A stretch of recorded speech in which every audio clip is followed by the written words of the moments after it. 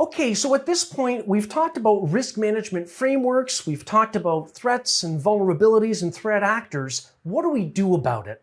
What we do is we implement effective security controls. A security control mitigates a threat.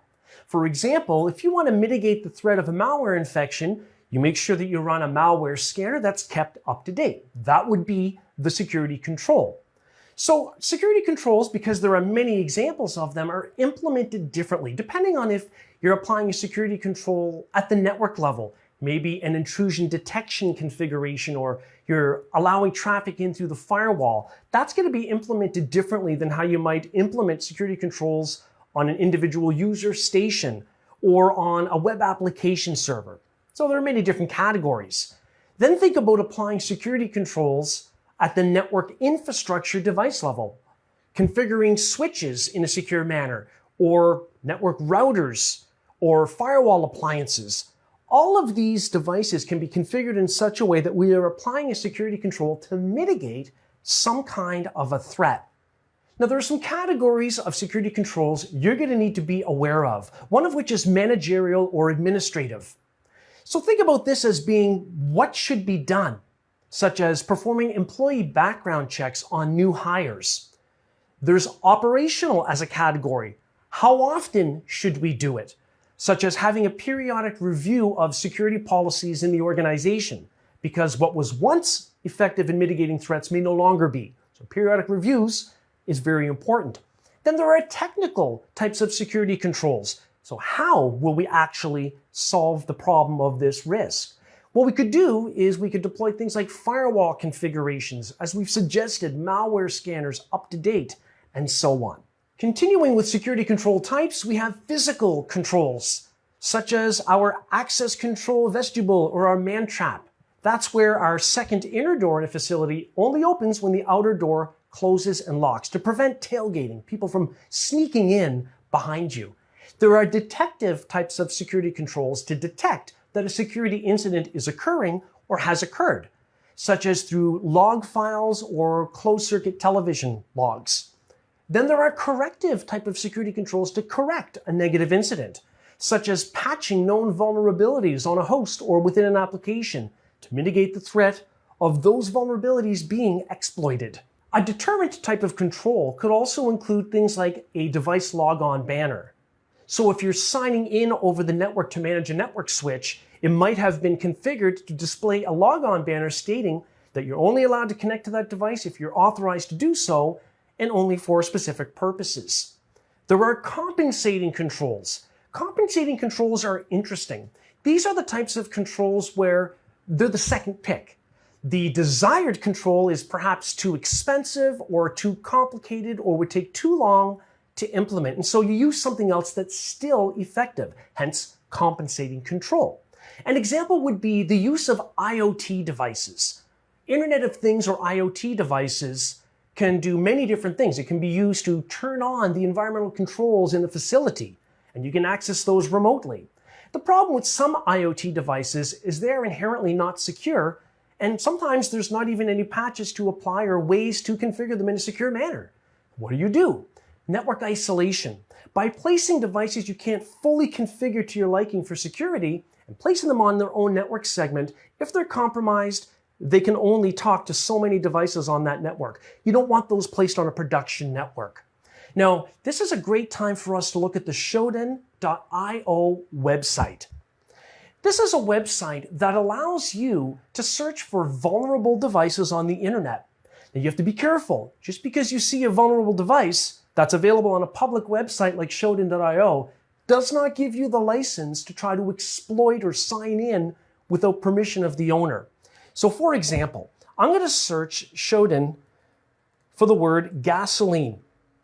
Now I'm doing this because, of course, point of sale systems and industrial controllers have ways to track things like fuel levels, temperature, humidity, pressure, all of that good stuff. And sure enough, in this case, San Juan, Puerto Rico, we have a listing for some gasoline details for some kind of device controlling that. And as we go further down, we'll have other listings for this, including HTTP web server stacks, perhaps built into a device that allows you to monitor things like the amount of fuel that you have or the pressure or the temperature. So we can search the Shodan.io website for a number of different types of devices. Now, why is this relevant to what we're talking about?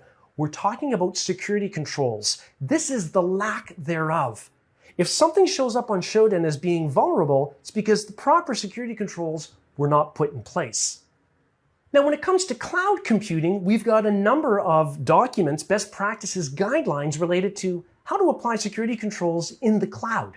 One of which is the Cloud Security Alliance, or CSA, and their Cloud Controls Matrix, or CCM.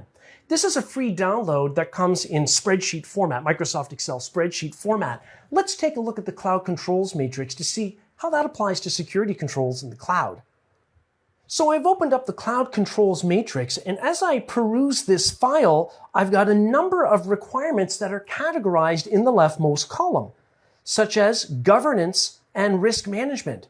And I can start reading the control specifications. Now, what you're going to find when you look at a lot of this type of documentation related to security controls is that it doesn't say use this product and configure it in this manner. Instead, it's a little more broad, so it's really up to the security technician, that would be you, to decide what should be implemented and exactly how. But these are guidelines to trigger us to think, oh yeah, we need to apply control to protect that aspect of our IT ecosystem. Now, there are many other standards like PCI DSS, the Payment Card Industry Data Security Standard, to protect cardholder information that also has a number of controls that must be put in place to be PCI DSS compliant. Let's take a look at some examples of that. So here we have the PCI DSS controls document. It's labeled Requirements and Security Assessment Procedures, but as we go further and further down through this document, we're going to get to the point where it starts outlining what types of controls should be put in place. For example, we've got some PCI DSS requirements related to things like change management and how to test that we have met that requirement by implementing the appropriate safeguards or security controls. As we go further down through this, removing of any test data or accounts from any systems that might have been used for testing purposes so that there are no sensitive data artifacts that remain behind. All of these are mentioned as security controls that should be put in place, but again, without specifying exactly which solution to use and how it should be configured. So let's put this all together in an example. Let's say the risk is the theft of online banking credentials. Nobody wants that to happen. So what's the attack vector? Well, there are many ways that people, malicious users, could learn of your banking credentials, one of which is through a phishing campaign. Phishing spelled with a PH at the beginning.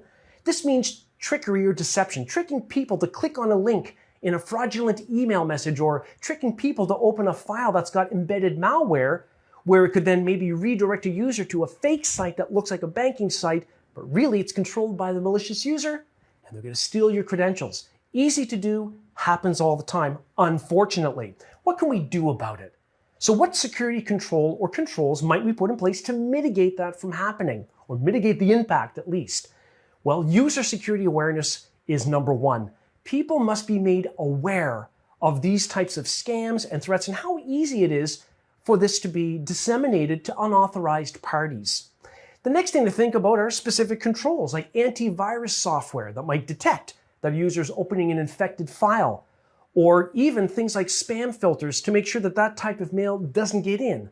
Although none of those solutions are 100% effective all of the time, it's definitely a step in the right direction. So then it's important to think about different types of security controls that will apply to various aspects of our ecosystems.